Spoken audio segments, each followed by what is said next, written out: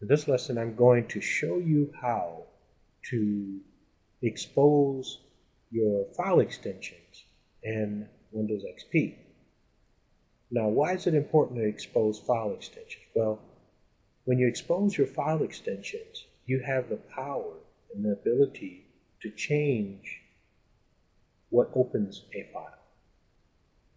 Now, if you're going to be developing HTML applications using Notepad, along with some of my lessons, it's important that those file extensions are exposed.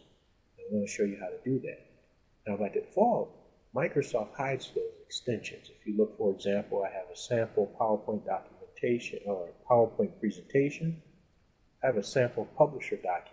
Now, if I create another one, for example, Microsoft Access 2007 database, you see there is no file extension available for you to look at. So let's change the sample.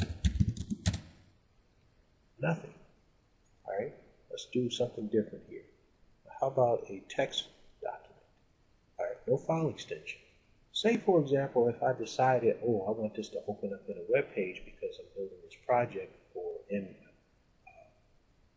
for some of the lessons that you're doing for me, and you type HTML or HTML, and you type it, it's there, but the icon didn't change. Same here. Database, say for example, I want that to turn into a web page. It didn't change the icon. Why? Well, the reason it didn't change because all you did was append a .html to the name of the document, but you didn't change the extensions because none of the extensions are available for you to look at. How do I change extensions? Well, let's go to Tools, Folder Options, and let's in the middle, click on the tab called View, and down here there's a checkbox that says Hide Extensions for Known File Types. Uncheck that, and I want to move this over here, and I want you to look closely at the extensions when I hit Apply. Now the extensions appear, okay? What has happened here is that I told it now not to hide the file extensions. And what that gives me is the power to change these. This is a text document. Remember I typed .html? Well, anything prior to the extension .txt is part of the file name. .pub, anything before .pub is part of the file name. .ppt, anything before the extension is part of the file name. The same thing with the database, which is the 2007 database. How do I change them? Well, if I take the txt off of this document and leave .htm, it will change the type. So it says if you change a name extension, the file may be unusable. Sure you want to change it? Yes, I do. Now, it's a Firefox document. Hover over it, you can see that there. Okay. Say if I did the same thing to this database. Even though the web page won't be able to open it up, I can still change it. See that? That's one of the dangers. Let's sort that back. That's one of the dangers in having the extension exposed. Microsoft is trying to help you so you won't mess up. Okay?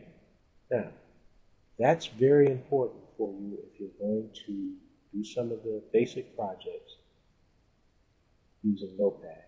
Because you're going to have to, for example, if I go to Start, Run, bring up Notepad, and let's say File, Save As, here are my extensions, and I want to say default.html. And what happens is I put my page in here. Now, say for example, if I turn off extensions, file extensions, okay, and go here,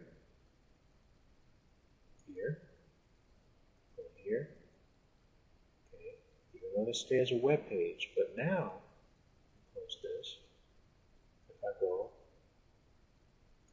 this, open Notepad, and say, for example, I saved this, but I forgot to change that to an HTML and just left it.